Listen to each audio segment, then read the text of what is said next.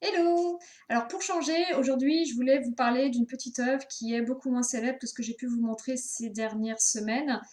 C'est pour le plaisir en fait, une petite chouette qui est une toute petite œuvre qui fait environ 5 cm de haut, qui est une petite terre cuite qu'on appelle un aribal. C'est une œuvre grecque qui date du 7e siècle avant Jésus-Christ et qui est conservée au musée du Louvre.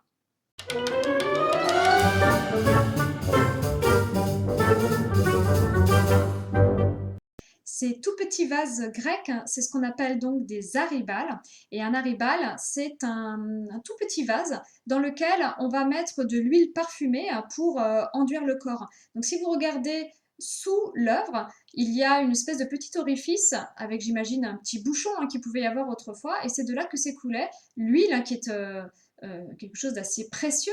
Et donc on pouvait s'enduire le corps, notamment les athlètes qui pouvaient utiliser ces petits aribales que l'on peut garder avec soi facilement parce que c'est tout petit. Et vous pouvez voir qu'à la base, il y a un petit trou qui devait permettre de passer un lien, une petite ficelle, et puis ensuite on pouvait garder ça autour du poignet par exemple, ou peut-être autour de la ceinture.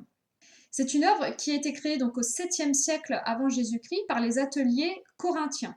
Alors il faut savoir qu'il y a une évolution en fait au niveau de la production de terre cuite grecque, et au 8e siècle, donc qui a précédé, c'était plutôt la ville d'Athènes qui dominait la création de terre cuite avec des œuvres très célèbres comme par exemple celle du maître du 10 pylônes où on avait ce contraste entre la couleur de la terre cuite et la cuisson qui faisait des zones noires.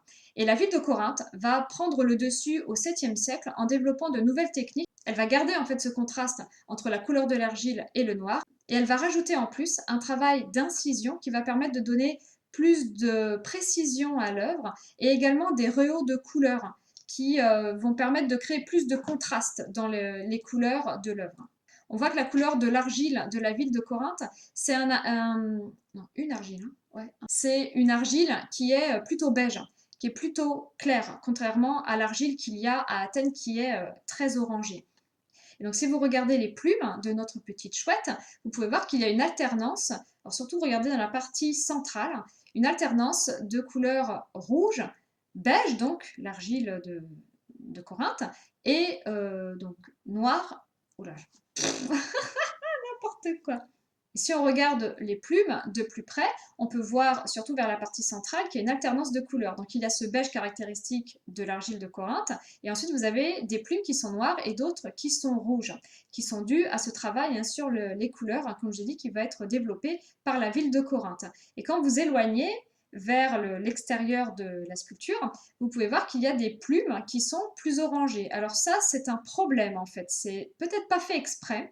C'est ce qu'on appelle un coup de feu, c'est-à-dire qu'il y a eu un problème avec la cuisson, peut-être un coup de chaud ou quoi, et qui a fait que la couleur a évolué. Et vous voyez que des plumes qui devaient être noires se retrouvent orangées. Alors les coups de feu, c'est pour le meilleur et pour le pire. C'est-à-dire qu'en fonction des œuvres, ça peut complètement vous foirer l'œuvre, puisque ben, c'est un raté, le coup de feu.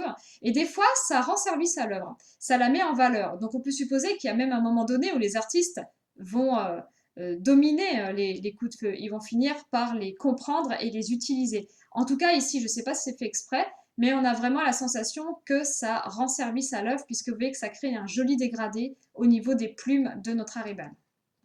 Et je vous remontre une vue de face parce que comme vous voyez, c'est une œuvre qui est absolument charmante.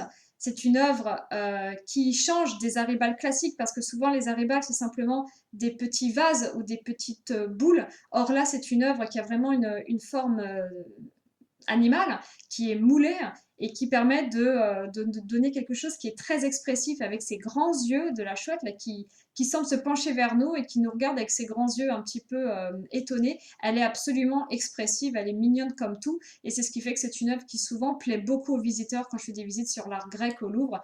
Tout le monde jette son dévolu sur cette petite chouette parce qu'elle est vraiment adorable. Donc j'espère que cette œuvre vous aura séduit, ça change un petit peu des œuvres super connues que j'ai pu vous montrer dernièrement. Allez la voir au musée du Louvre si vous en avez l'occasion et je vous dis à bientôt!